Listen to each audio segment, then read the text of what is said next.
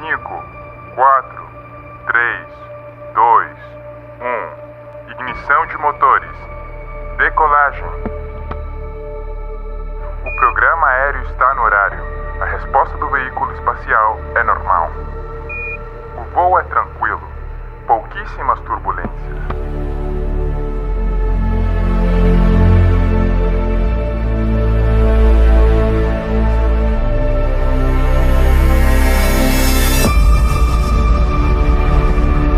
Contemple novamente este ponto.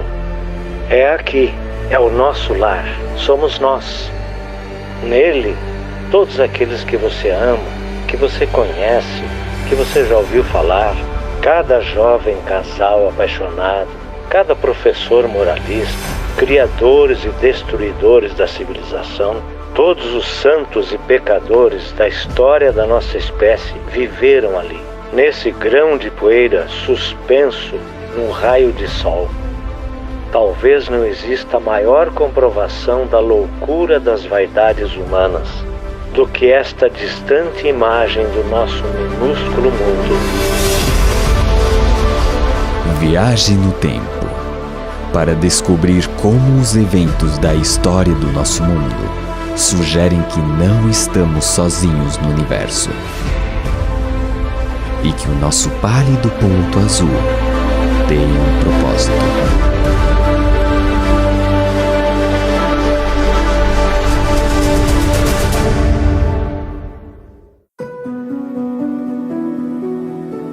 Milhares de anos atrás, em uma área hoje conhecida como o berço da civilização, um rei ambicioso teve uma experiência que moldaria o mundo no futuro. Babilônia foi a maior cidade da Terra e seu legado continua vivo. Passando pela imponente Porta de Ishtar, os viajantes encontraram uma cidade repleta de vida e cheia de ouro e riquezas. Esta joia da antiguidade foi a inveja do mundo. Qualquer pessoa que visitasse a Babilônia, no auge do seu poder, ficaria absolutamente pasmado diante do espetáculo da sua arquitetura e pelo fato de que ali se reuniam na cidade pessoas de todo o mundo. Foi uma verdadeira metrópole. Babilônia se proclamou a primeira cidade do mundo, a primeira cidade que os deuses haviam criado. E essa presunção reflete o fato de que realmente era uma metrópole de ordem e escala que o mundo nunca tinha visto antes. Certa noite, o rei da Babilônia, Nabucodonosor, foi despertado por um sonho incomum. Um jovem escravo hebreu, de nome Daniel, foi chamado para interpretar o sonho. Daniel, como muitas pessoas no mundo antigo, acreditava que os sonhos eram significativos e que Deus se comunicava, ou os deuses se comunicavam através dos sonhos. E Daniel acreditava que o seu Deus, o Deus dos hebreus, sabia o significado e a interpretação deste sonho. Em seu sonho, o rei viu uma estátua gigante feita de ouro, prata, bronze e ferro, com os pés de ferro misturado com barro. Daniel revelou que cada metal representava um poderoso império, que começava com Babilônia como a cabeça de ouro. Ele previu com precisão o surgimento e a queda dos impérios.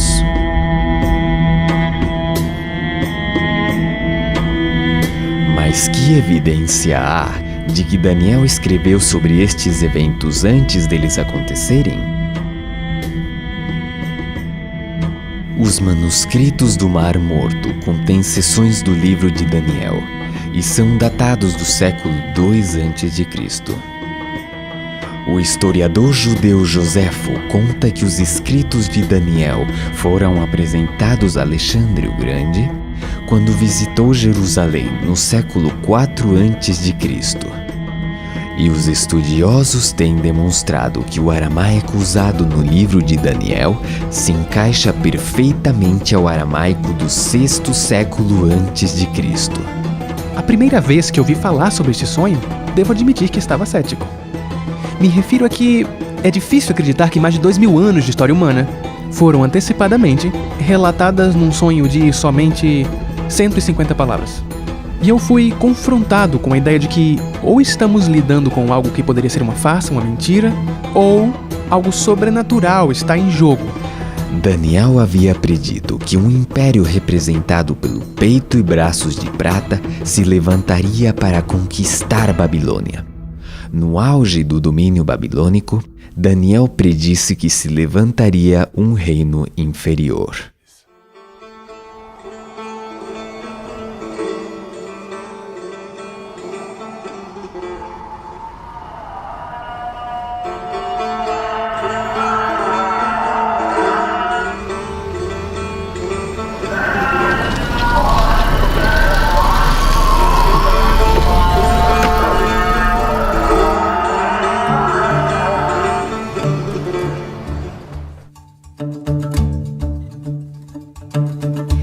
Meu nome é Atefa e vivo em Shiraz, uma das cidades mais bonitas do Irã, conhecida por seus jardins e seus poetas. No meu tempo livre, adoro tirar fotos. Como mulher muçulmana, fico admirada cada vez que venho nessa mesquita. Muçulmanos, judeus e cristãos consideram Daniel como um profeta sagrado. E mais de 2000 anos atrás, um conquistador se levantaria do leste para liderar uma luta contra o poderoso império de Babilônia.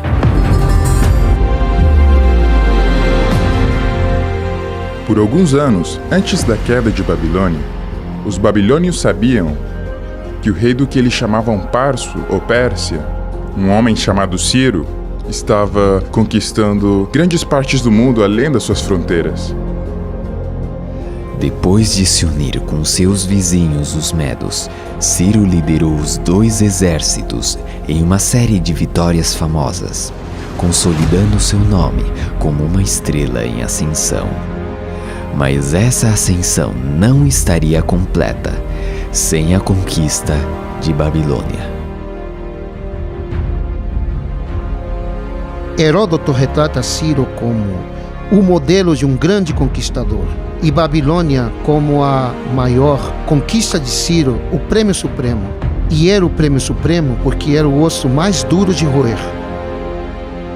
Babilônia era uma poderosa fortaleza. Suas paredes maciças, de fosso profundo e imponentes portões impossibilitavam a conquista de qualquer força invasora. Confrontados por muralhas que não podiam ser violadas, as tropas persas identificaram o rio Eufrates como ponto de entrada. Desviando a corrente rio acima, as tropas de Ciro puderam marchar ao longo do leito do rio, por baixo dos portões, até o coração da cidade.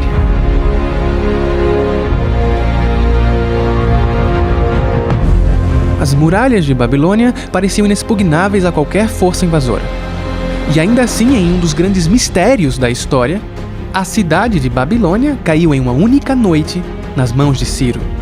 E só então, quando Ciro tomou Babilônia, é que o rei da Pérsia pôde se chamar de o rei do mundo.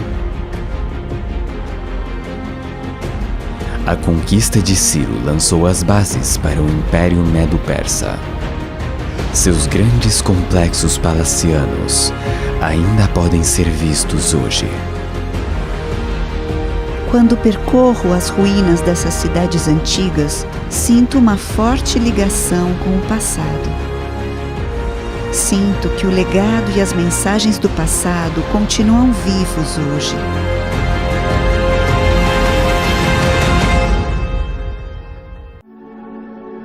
Depois de conquistar o que parecia ser o mundo inteiro, Ciro morreu em batalha.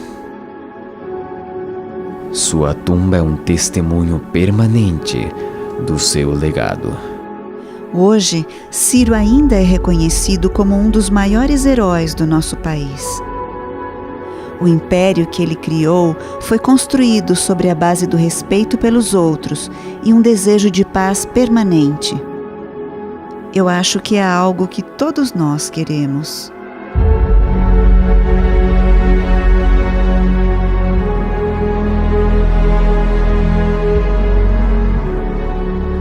Quando os reis da Pérsia morriam, seus corpos eram enterrados aqui. Sua altura significativa era um símbolo apropriado de seu domínio e força.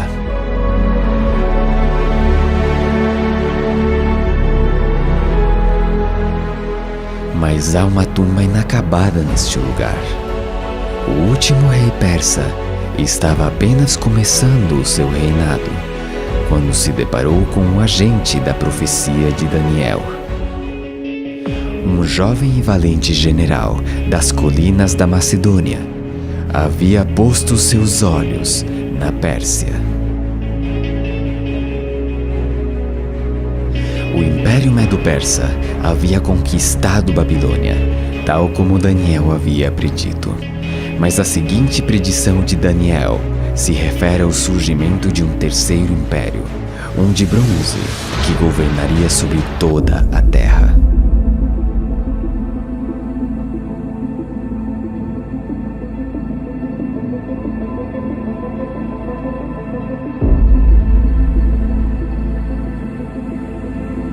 Escalar aqui é uma espécie de tradição que passa de pai para filho. Temos rotas fáceis, com rochas pequenas, mas também temos as rochas grandes. A mais alta tem 250 metros. Sentimos medo ao escalar, mas é assim que se desfruta mais. Antes de subir, costumo respirar profundamente. É tranquilo lá em cima. Dá para sentir a solidão.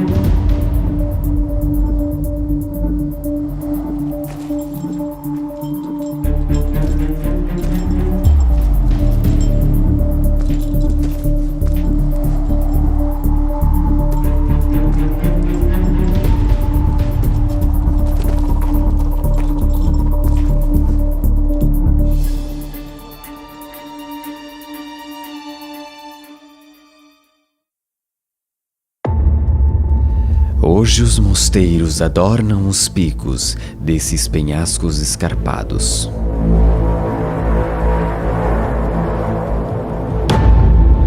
No século XIV, um monge solitário chamado Varlan escalou essas rochas íngremes para construir um mosteiro. Sob o olhar atento de um monge, existe uma pintura representando uma figura-chave da linha do tempo de Daniel: Alexandre o Grande.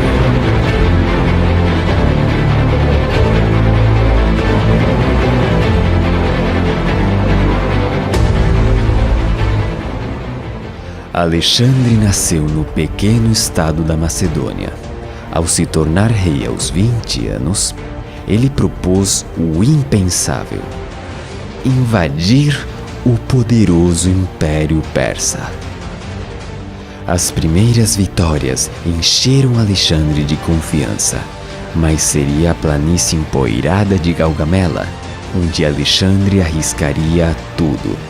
Ele invade a Mesopotâmia, no Iraque, consciente de que ao fazê-lo terá um império mundial em suas mãos se vencer. É isso mesmo. Esta seria absolutamente a batalha decisiva, porque quem a vencesse continuaria sendo o rei da Pérsia ou o novo rei da Pérsia. O rei persa lhe enviou uma oferta de paz, dizendo: fique com a metade ocidental e me deixe com a metade oriental, e assim ficamos em paz. E Parmênio, um de seus generais, lhe disse: se eu fosse você, aceitaria a oferta. E Alexandre respondeu: se eu fosse você, eu aceitaria. Mas não era Alexandre. Era impossível para ele aceitar condições. Ele tinha que seguir em frente e alcançar seu objetivo. Em todas as batalhas que lutou, ele ia pela vitória, direto na jugular. O clímax de todo o seu reinado se aproximava. Tudo dependia disso. Levando suas forças para o flanco direito, Alexandre forçou uma brecha na linha persa. Carruagens persas reagiram em direção à esquerda grega. Alexandre aproveitou a abertura e perseguiu o rei persa em retirada a cavalo. Embora em grande desvantagem, em solo estrangeiro, Alexandre comandou uma famosa vitória. Ele provocou a queda de um império e a ascensão de outro. O Império de Prata foi substituído pelo Império de Bronze, assim como Daniel disse que seria. Em certo sentido, Alexandre era um oponente terrível, manchado de sangue. E não deveríamos romantizá-lo. Ele matou muita gente e a sua grandeza se levantou no meio do sangue de muitas pessoas.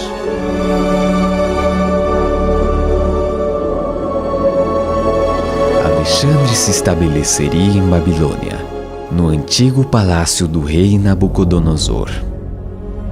Mas ao refletir sobre suas conquistas, chorou, porque não havia mais terras para conquistar.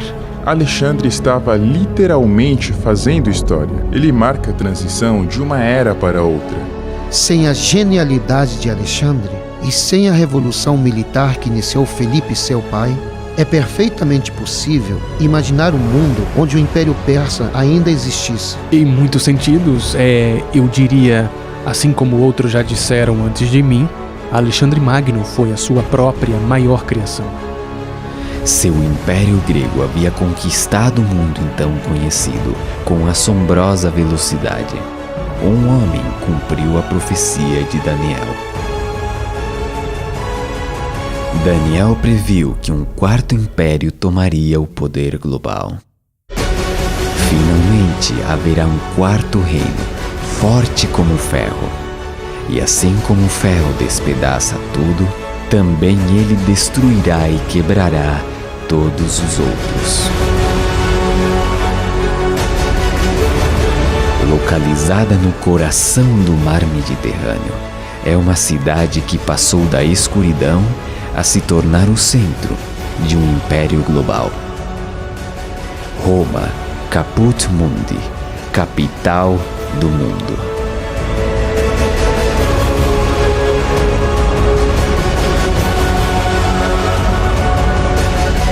As maravilhas arquitetônicas continuam de pé, símbolos permanentes de força e ambição.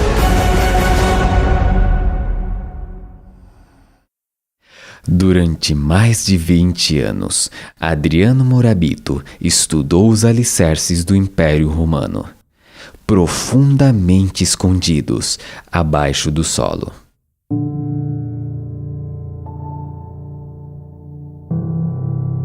Muitas pessoas vêm a Roma para visitar o que está acima do solo, mas há muito mais abaixo da terra.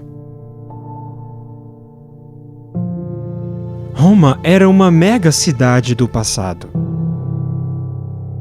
A grandeza do Império Romano é devido à rede de estradas que foram feitas para conquistar os diferentes territórios e à construção de aquedutos adequados para cada cidade. Foram construídos aquedutos que possibilitaram o crescimento da cidade. E também se construíram estradas, as quais foram essencialmente, em outras palavras, como uma espécie de rede através do território conquistado. Existe um ditado muito conhecido que diz que todos os caminhos levam a Roma. Mas creio que seria melhor dizer que todos os caminhos saem de Roma. As estradas romanas levavam suprimentos e soldados para os confins do império, provocando carnificina e brutalidade por onde passavam. Quando as tropas ocidentais atacam, eles se gabam de quão poucas baixas foram infligidas. Quando Júlio César foi para Gália, ele se gabou de quantos havia matado. Mas o derramamento de sangue não estava restrito a terras estrangeiras. Os espectadores se reuniam no Coliseu para ver como milhares de pessoas eram assassinadas violentamente. Em muitos sentidos, a arena é a instituição romana por excelência. Esta foi uma expressão de sua virilidade e de sua superioridade sobre o mundo bárbaro e sobre o mundo natural. No auge do Império Romano, aproximadamente 1 em cada 5 pessoas do planeta viveu e morreu sob o domínio do imperador. Suas fronteiras estendiam-se do norte da África até a Britânia. Por volta de 476 d.C., as invasões bárbaras tinham reduzido as fronteiras do Império Romano a um tamanho não visto em 6 séculos. Havia predadores nas fronteiras. Os romanos os chamavam de bárbaros. Muitos deles foram dominados pelos romanos e perderam completamente sua liberdade. E obviamente se ressentiram e odiaram isso. Eles foram capazes de reagir e tomar posse de vastos territórios do Império Romano. Daniel antecipou que o Império Romano iria desmoronar por dentro. E quanto ao que viste dos pés e dos dedos, em parte de barro, em parte de ferro, o reino será dividido, por uma parte forte e por outra frágil. As tribos bárbaras dividiram o Império Romano, e essas novas nações estabeleceriam as bases para a futura Europa. Para os europeus, Roma era o fantasma que não desapareceria. E quando o imponente governo dos Césares desmoronou, havia pessoas que queriam restaurá-lo. De certa forma, poderíamos argumentar que o Império Romano nunca caiu realmente. E que nós, como europeus modernos, somos apenas os romanos atuais. A próxima predição de Daniel era que os reis e rainhas europeus procurariam reparar o império dividido por meio de alianças matrimoniais. Quanto ao que viste do ferro misturado com barro de lodo, misturar-se-ão mediante casamento, mas não se ligarão um ao outro, assim como o ferro não se mistura com o barro. À medida que o século XX se aproximava, muitos dos poderes políticos da Europa estavam vinculados por alianças matrimoniais. Mas as disputas familiares arrastariam a Europa através de 2 guerras mundiais. Milhões pereceriam à medida que líderes ambiciosos procurassem ressuscitar um império europeu. Determinados a nunca permitir que a Europa mergulhasse em outra guerra sangrenta, os líderes mundiais se uniram para assinar tratados de paz, abrindo caminho para o desenvolvimento da União Europeia, mas a tensão continua. Desde que as fronteiras abertas foram amuralhadas, os medos sociais e religiosos se espalharam pelas ruas. A desigualdade econômica, o desemprego crescente e o extremismo político estão ganhando terreno. Está claro, o ferro e o barro não se misturam. O sonho de Daniel contém 7 elementos proféticos: Babilônia, Medopérsia, Medopérsia, Grécia, Grécia, Roma, etc. E desses 7 elementos proféticos, 6 deles já aconteceram. Agora basta a força da lógica e das probabilidades que sugerem que, se 6 dos 7 elementos proféticos já ocorreram, é muito provável que o 7º também ocorra. Daniel predisse que o ouro da Babilônia passaria em mãos de outro. Que o império de Ciro chegaria ao fim.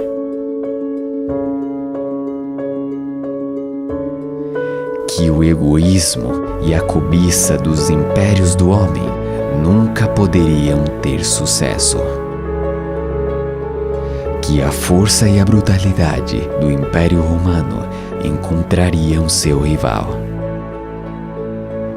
Que suas fronteiras se fragmentariam, que seriam divididos internamente, e que os esforços para unir-se contra a palavra de Deus continuamente fracassariam. O elemento profético final é uma pedra cortada sem o auxílio de mãos.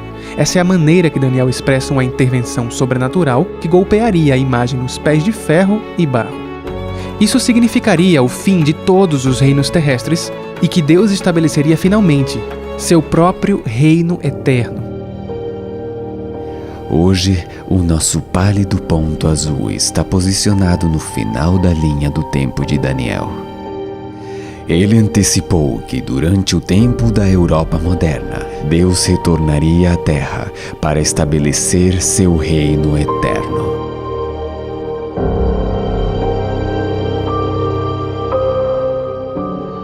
A Terra é um palco muito pequeno em uma imensa arena cósmica. Pensem nos rios de sangue derramados por todos os generais e imperadores, para que, na glória desse triunfo, pudessem ser os senhores momentâneos de uma fração desse ponto. A profecia de Daniel une as esperanças da humanidade e revela um Deus que se tornou parte do nosso mundo. As últimas palavras de Daniel para o rei foram de que o sonho era certo e sua interpretação fiel. Nossas vidas são muitas vezes caracterizadas por coisas que não são certas nem confiáveis. Enfrentamos o futuro com ansiedade e confusão. Mas toda essa narrativa sugere fortemente que a história humana e nossa história pessoal estão indo em uma direção. Que na verdade existe um propósito, uma esperança e até mesmo um destino. Milhões se perguntam se há um Deus lá em cima, observando a nossa terra girar em direção a um futuro sem sentido. Mas em nenhum lugar a realidade de Deus é mais evidente do que nos escritos de Daniel. Sua extraordinária revelação da história dos impérios mundiais desafia a razão e o acaso. Ele fala da mão de Deus, guiando a história do nosso mundo e do próximo reino que há de se estabelecer.